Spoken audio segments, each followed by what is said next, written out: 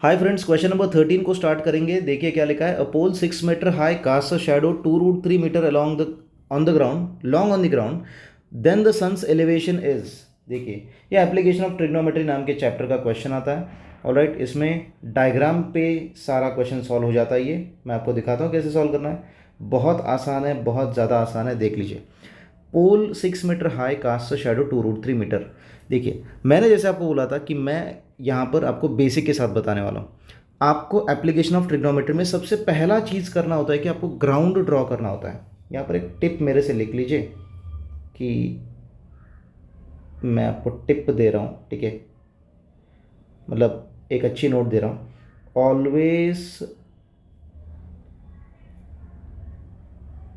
Draw the ground first. मतलब क्या? देखिए, आपको ऐसा लगता होगा कि यार सर विदाउट ग्राउंड हम लोग कोई स्ट्रक्चर कैसे तैयार करेंगे। बात तो सही है, लेकिन जिसको बिल्कुल भी नहीं आ रहा है वो पहले क्या ड्रॉ करेगा, उसको समझ में नहीं आता ना यार, पहले कहाँ से शुरुआत करूँ, पोल का। यार तू पोल तो लगा देगा, लेकिन पहले तो ग्राउंड का इंतजाम कर, है ना। पहले ग्राउंड ऐसा ड्रॉ कर, फिर ये पोल ड्रॉ कर लेना। ठीक है, मतलब शुरुआत कहाँ से करें, तो ग्राउंड पहले ड्रॉ करो। ग्राउंड के बारे में लिखा ही नहीं होता है। हॉरिजॉन्टल ग्राउंड ड्रॉ करो, फिर पोल हो गया। राइट, पोल का है आपको लेंथ दिया हुआ 6 मीटर। मुझे पता है ये काफ़ी कॉमन सेंस वाली चीज़ है, लेकिन common sense is not common, right. तो लेट अस डिस्कस इट। कोई बात नहीं, तो जिसको टफ जा रहा है वो समझ लेगा। ये ग्राउंड पहले ड्रॉ किया, ये पोल ड्रॉ किया 6 मीटर का। It cast a shadow 2√3 metre. दोस्त, शैडो कब आएगा? शैडो का कॉन्सेप्ट पता है आपको? अच्छा, नहीं पता या फिर पता है? ओके, पता है तो अच्छी बात है, नहीं पता तो आप समझ जाओगे। शैडो बनने के लिए लाइट का सोर्स, अब यहाँ पर सन दिया है ना, तो ये सन है दोस्त हमारा। पता है बचपन वाला सन ऐसे ही ड्रॉ करते थे ना हम लोग। हाँ, खतरनाक।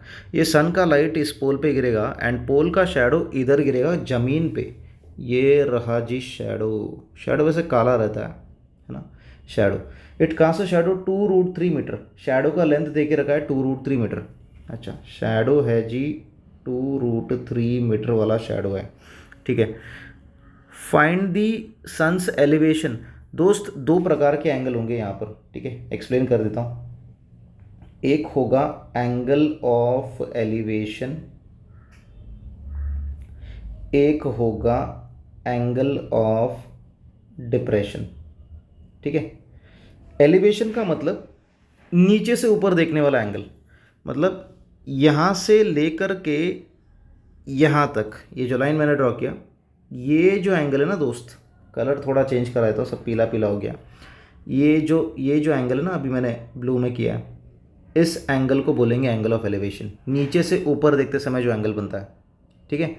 एंड एंगल ऑफ डिप्रेशन क्या होगा? ऊपर से नीचे देखते समय जो एंगल बनेगा।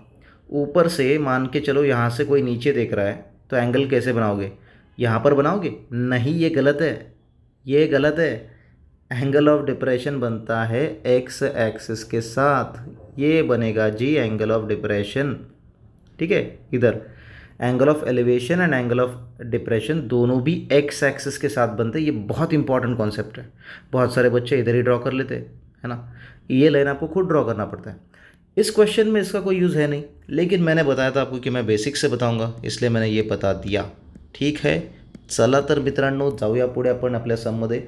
डिप्रेशनमध्ये जाऊ नका, मी आहे तुमच्यासोबत। आपण चालू करूया पुढे, पुढे सॉल्व करूया आपण, ठीक है। ऑलराइट, चलो ये इसको मैं उड़ा देता हूँ, थोड़ा जगह बना लेता हूँ अपने लिए। देखिए ये मैं लिख रहा हूँ। अभी मुझे एंगल ऑफ एलिवेशन निकालने के लिए कहा है, तो मैं यहाँ पर पहले तो नाम दे दूँ। इनके शुभ नाम है ABC, ठीक है। याद रहे, हमेशा एज्यूम कर लीजिए कि ग्राउंड और पोल एक दूसरे के साथ 90 डिग्री का एंगल बना रहा है, 90 degree. Remember this once and for all, okay. तो 2√3 का शैडो है, पोल का हाइट देके रखा है, फाइंड द एंगल। ये थीटा हमें फाइंड आउट करना है। We do not know this angle, we have assumed it to be theta. ये थीटा है, इसको फाइंड आउट करना है। तो देखिए 99% सम्स में एक ही फॉर्मूला यूज़ होगा, टैन थीटा, ठीक है। टैन थीटा का फॉर्मूला क्या है दोस्त? Opposite side upon adjacent side, है ना। Opposite side upon adjacent side. तो देखिए tan theta is equal to, क्योंकि एंगल ऑफ एलिवेशन पूछा है ना, तो एंगल ऑफ एलिवेशन नीचे से ऊपर दिखने वाला एंगल, इसी को थीटा पकड़ेंगे, इसको नहीं पकड़ सकते, इसको वैसे ही नहीं पकड़ते। ऑल राइट, तो ऑपोजिट यानी थीटा के सामने, देखो थीटा के सामने वाला साइड कौन सा है, ए बी है ना, आप लिखो यहाँ पर ए बी। एडजेसेंट, एडजेसेंट यानी थीटा के बगल में, थीटा के बाजू में, बाजू वाला साइड तो यही है सी बी, समझ रहे हो ना। ऑपोजिट यानी सामने, एडजेसेंट यानी बाजू वाला। और ये बचा हुआ साइड क्या है, ये हाइपोटेन्यूज होता है दोस्त, ये हाइपोटेन्यूज होगा, क्यों, क्योंकि 90 के सामने ये 90 के सामने, समझ में आ रहा है ना। ऑल राइट, तो अब हम लोग को वैल्यू डालना है सिर्फ, tan theta is equal to, A B का वैल्यू क्या है देखिए 6 है, एंड बी सी का वैल्यू क्या है 2√3, ठीक है। 2 1 ज़ा 2, 2 3 ज़ा 6। मैं यहीं पे नहीं कटिंग करूँगा, आपको बाद में समझ में नहीं आएगा, नहीं तो मैं आगे जाके अगले स्टेप में कट करता हूँ, ठीक है। यहाँ पर 2 1 ज़ा 2, 2 3 ज़ा 6, तुम्हारा मिळणार 3/√3। अब देखिए tan theta is equal to 3/√3, क्या ये आंसर हमारे ऑप्शन में है?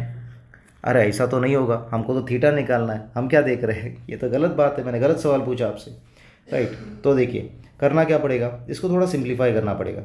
3 को लिखेंगे आप √3 इंटू √3, ठीक है, और नीचे का √3 वैसे रहेगा। याद रहे किसी भी नंबर को आप 2 बार रूट में लिख सकते हो, 2 बार रूट में लिखो और मल्टीप्लाई करो, इट इज़ अलाउड। एग्जाम्पल देता हूँ मैं आपको, ठीक है, एग्जाम्पल देता हूँ।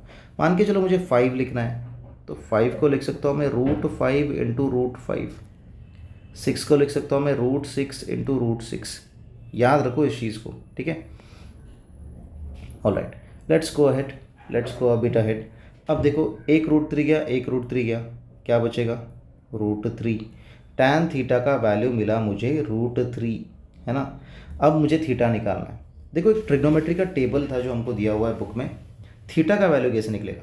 देखो थीटा निकालने के लिए tan को उस तरफ जाना पड़ेगा, तो आपको मिलेगा theta is equal to tan inverse √3, tan inverse √3। tan inverse √3 का वैल्यू क्या होता है दोस्त, tan inverse √3 it is 60 degree, ठीक है, 60 डिग्री पे √3 आता है। tan के टेबल में √3 जिधर भी आ रहा है उधर का एंगल देखना है आपको 60 डिग्री। ये आपको टेबल लर्न करना पड़ेगा, तब जाके आंसर आएगा, राइट। हमारे ऑप्शन में 60 डिग्री है क्या, देखो पहला ही ऑप्शन 60 डिग्री दे के रखा है, so this is our answer. All right, I hope आपको समझ में आ गया होगा। ऐसा फैंसी डायग्राम कहीं पे ड्रॉ मत करते बैठो, डायरेक्टली आप ट्राइंगल ड्रॉ करके सॉल्व कर सकते हो। Thank you so much for your patience, keep writing, keep listening.